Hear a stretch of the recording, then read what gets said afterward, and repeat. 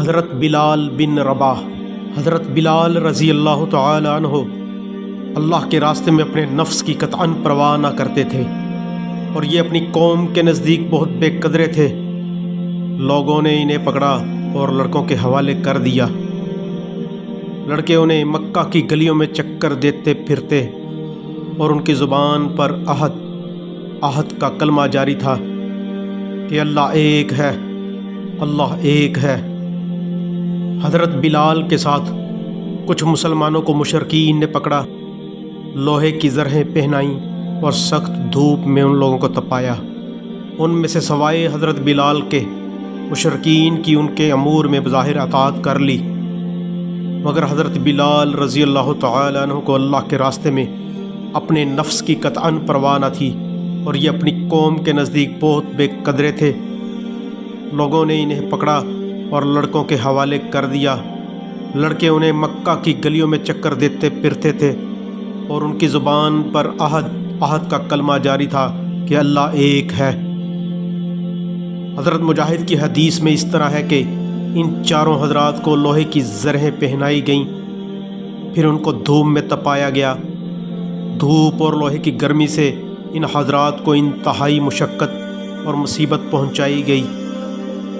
شام کے وقت ان کے پاس ابو جہل آیا، اپنے ساتھ نیزہ لیے ہوئے تھا۔ ان لوگوں کو گالیاں دیں اور ڈرایا اور دھمکایا۔ مجاہد نے حضرت بلال کے بارے میں نقل کیا ہے، مشرکین مکہ ان کے گلے میں رسی ڈال کر مکہ کی دونوں پہاڑیوں کے درمیان کھینچے پھرتے تھے۔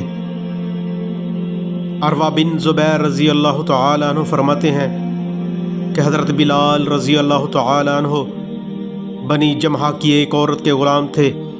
مشرکین ان کو مکہ کی تپتی ہوئی ریت پر لٹا کر بری دوپہر میں سزا دیتے تھے تاکہ یہ شرک کی طرف لوٹ آئیں، لیکن ان کی زبان پر عہد کا کلمہ ہوتا کہ اللہ ایک ہے، اللہ کے سوا کوئی عبادت کے لائق نہیں، ان کی بندگی کرو، اسی کی عبادت کرو۔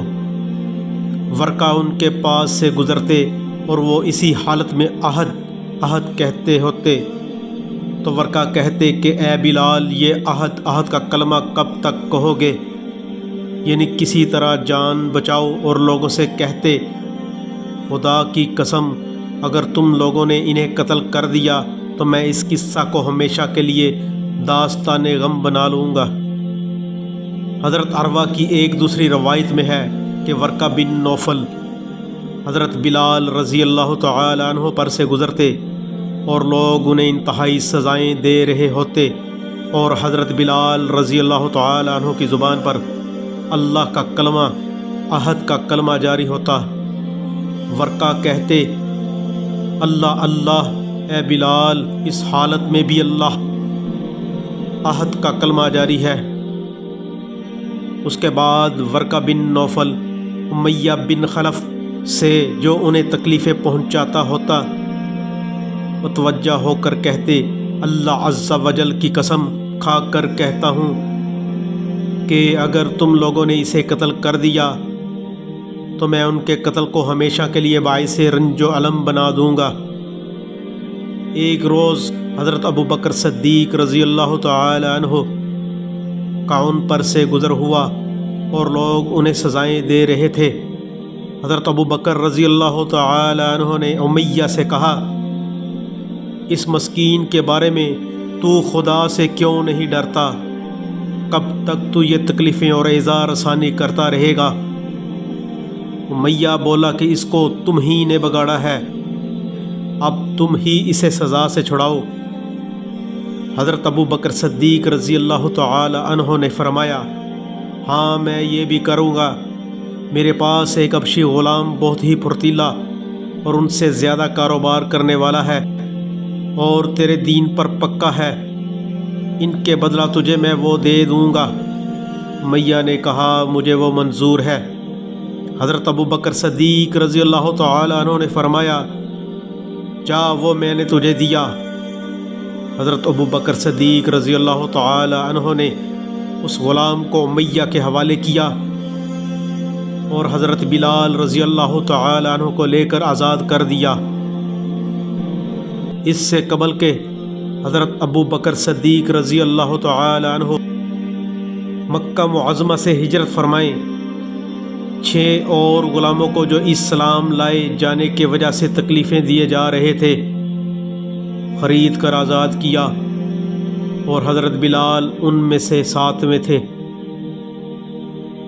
ابن اسحاق سے منقول ہے کہ جب دوپہر انتہائی گرم ہو جاتی تو امیہ حضرت بلال کو لے کر نکلتا اور مکہ کی پتھریلی زمین پر لٹا دیتا، پھر حکم دیتا کہ ایک بہت بڑا پتھر جلتا ہوا ان کے سینہ پر رکھ دیا جائے، پھر ان سے کہتا کہ تم اسی طرح پڑے رہو گے یا مر جاؤ، اور نہیں تو محمد علیہ السلام کا انکار کر دو اور پرستش اختیار کرو۔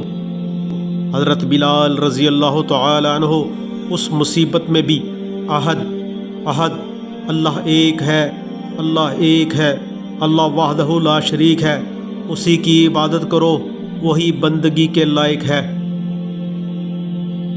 حضرت عمار بن یاسر رضی اللہ تعالی عنہ حضرت بلال رضی اللہ تعالی عنہ اور ان کے ساتھیوں کے مصائب برداشت کرنے اور حضرت ابو بکر صدیق رضی اللہ تعالی عنہ کے ان لوگوں کو خرید کر آزاد کرنے کا تذکرہ کرتے ہوئے فرماتے ہیں، اور حضرت ابو بکر صدیق رضی اللہ تعالی عنہ کا نام عتیق تھا۔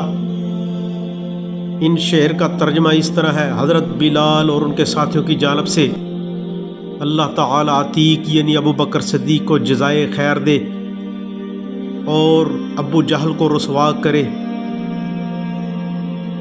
میں اس شام کو نہ بھولوں گا کہ وہ دونوں بلال رضی اللہ تعالی عنہ کو سزائیں دے رہے تھے، اور ایسی سزا دینے سے نہیں ڈرتے تھے جس کے دینے سے عقل مند آدمی پرہیز کرتا ہے۔ یہ مصائب کا ڈھانا محض اس وجہ سے تھا کہ انہوں نے مخلوقات کے رب کی توحید کا اقرار کیا تھا اور کہا تھا کہ میں گواہی دیتا ہوں کہ اللہ میرا رب ہے، اور میرا دل اس بات پر مطمئن ہے اگر وہ مجھے قتل کر ڈالیں تو میں ان لوگوں میں سے نہیں ہوں کہ قتل کے ڈر سے خدا کے ساتھ شرک کروں۔ اے ابراہیم کے رب اور یونس کے رب، موسیٰ اور عیسیٰ علیہ السلام کے رب، مجھ کو نجات دے دے۔ ان اللہ و ملائکتہ یصلون علی النبی یا ایھا الذین آمنوا صلوا علیہ وسلموا تسلیما۔ اللہم صل علی محمد بعدد کل داء ودواء وبارک وسلم۔ اللہم صل علی محمد وعلی آل محمد۔ اللہم صل علی محمد کما تحب وترضى له۔ سبحان ربک رب العزۃ عما یصفون والسلام علی المرسلین والحمد للہ رب العالمین۔ ربنا آتنا فی الدنیا حسنۃ وفی الآخرۃ حسنۃ وقنا عذاب النار۔